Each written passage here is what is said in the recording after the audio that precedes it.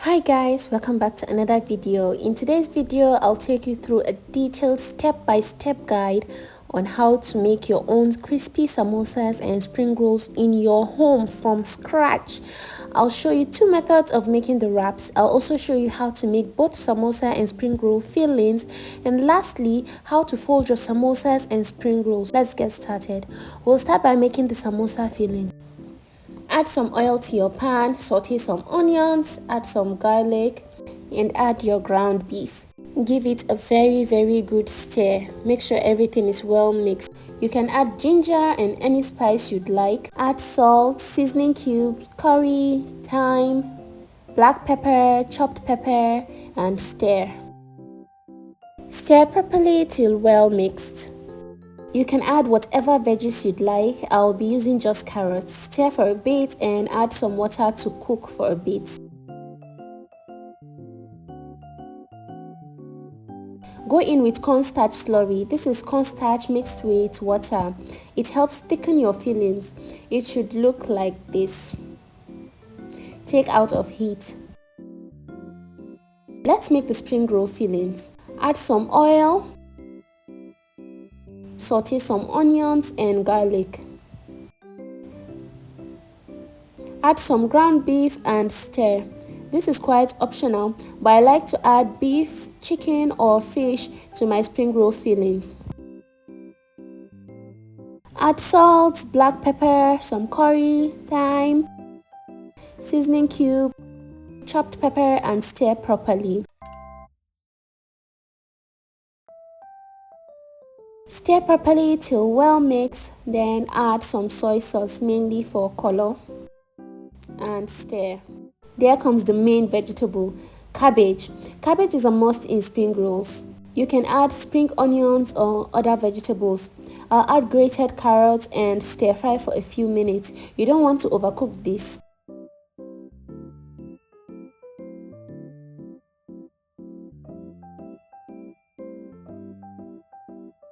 We don't want soggy fillings, so stir fry for a few minutes, then take out of heat.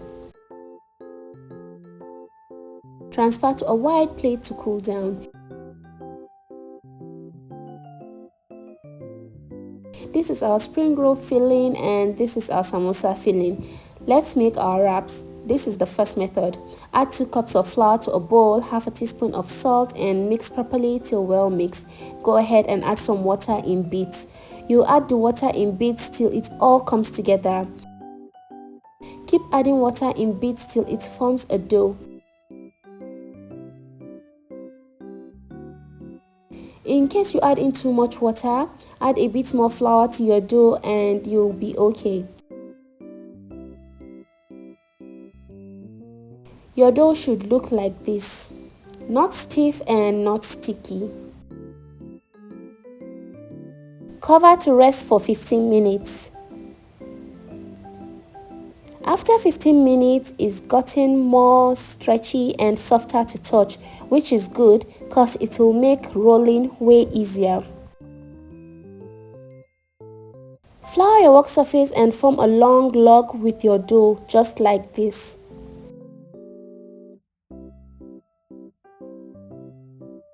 Cut into tiny parts of roughly the same size. You can use a weighing scale if you have one for more exact measurements. I cut into 8 pieces.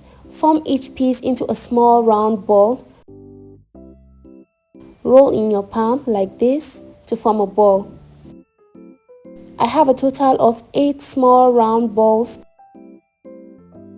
I'll put them into a bowl, sprinkle some flour so it doesn't stick, and cover it so that it doesn't get dry while I roll. Take one ball and flatten it using your rolling pin. Roll it a bit wider, not too wide because we will roll again. Roll like this. This is okay. Go ahead and roll the other 7 into this shape and size.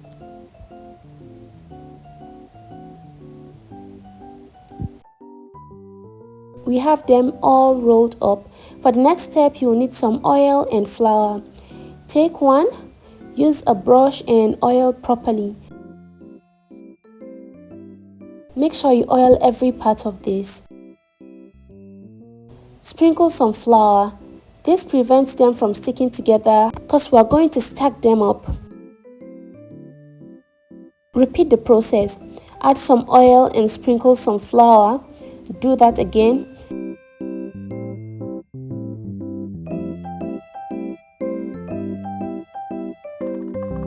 Since we have 8 sheets rolled out, we'll divide into 2. So we'll stack up 4 first and stack the remaining 4 after doing this one. So oil generously, then add some flour and stack the last one.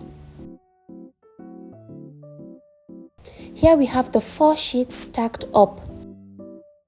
Sprinkle some flour so it doesn't stick together, then roll wide and flat.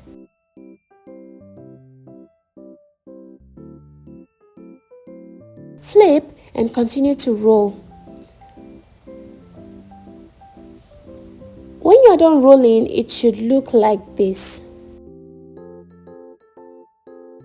You're going to repeat the process with the other 4 sheets. Here we have the 2 of them rolled flat. Transfer to your pan. You're going to spread it out.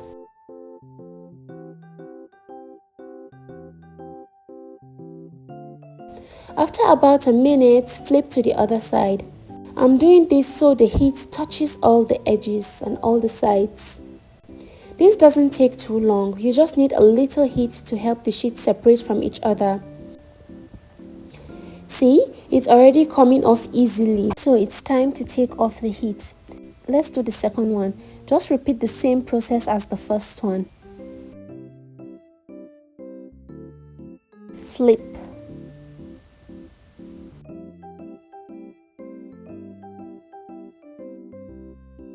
It's already puffing up, which means it's time to take out.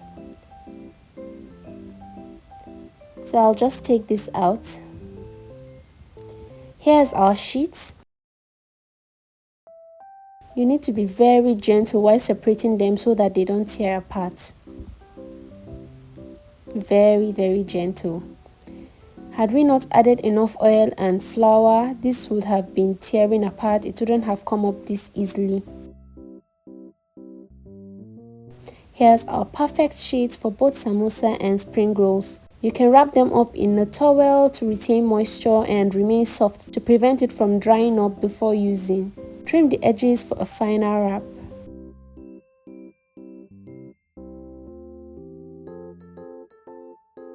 This is our beautiful sheets ready to be used.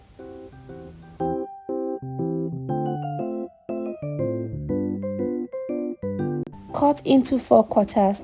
I'll first divide in half, then divide again.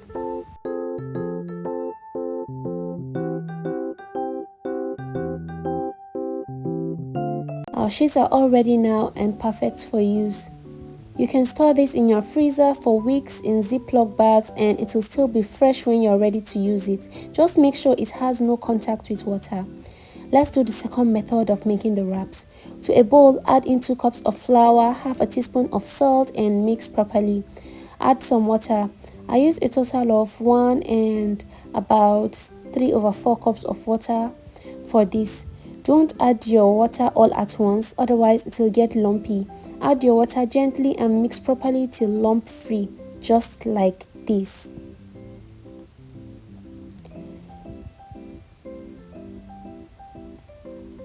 To a pan, use a brush to gently spread in your batter. Make sure there's no holes. Make sure your batter covers the pan. If there's holes and you didn't spread your batter properly, your wraps might tear up or have holes.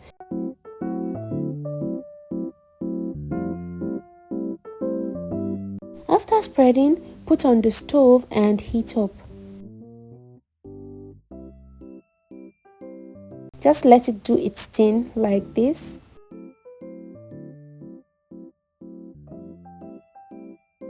When it's completely done, then you take out gently.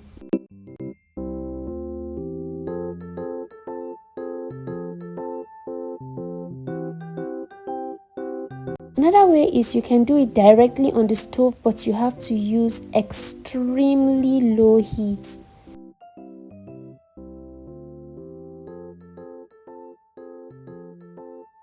You need to do this very fast.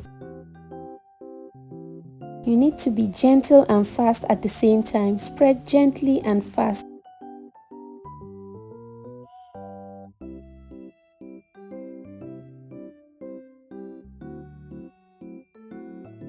After spreading, then go ahead and increase the heat. Just let it do its thing.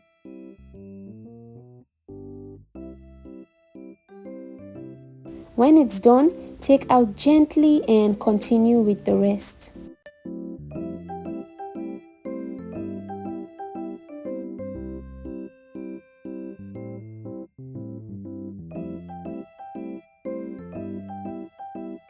Our sheets are all ready and it's time to cut them.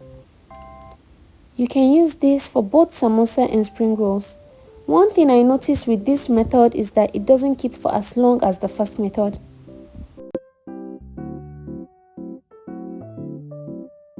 It's time to fold our samosas. This is the leftover batter from the liquid method. I left this so that I'll use it as a glue to seal up. So take one wrap. You're going to fold from the longer side. Fold this way. Add in some of this paste. Like so. And seal it.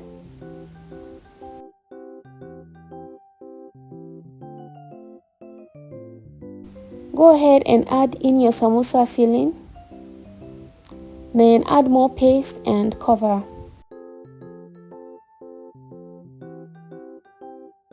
There's our samosa. Our samosas are all done now. Let's wrap the spring rolls. So add some paste to the edges like this. Spread it all out.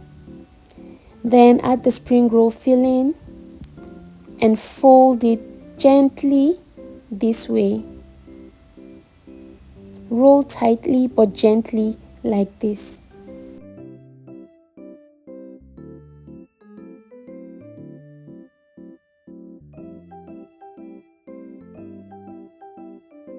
Here we have our spring rolls and samosas ready to be fried. Heat up some oil and fry to your preference. You can use an air fryer for a more healthy option.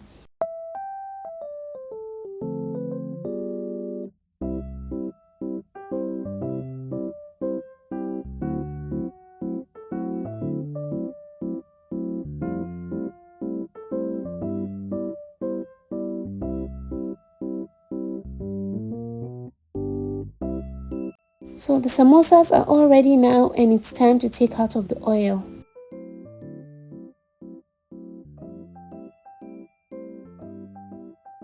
After taking it out, fry the spring rolls. You can also use an air fryer for this.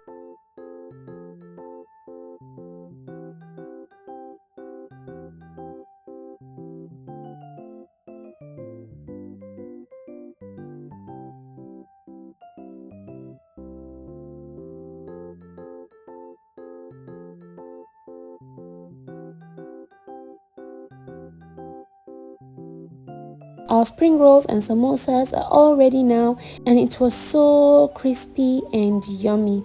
I really do hope you try these recipes. Thanks for watching. Bye!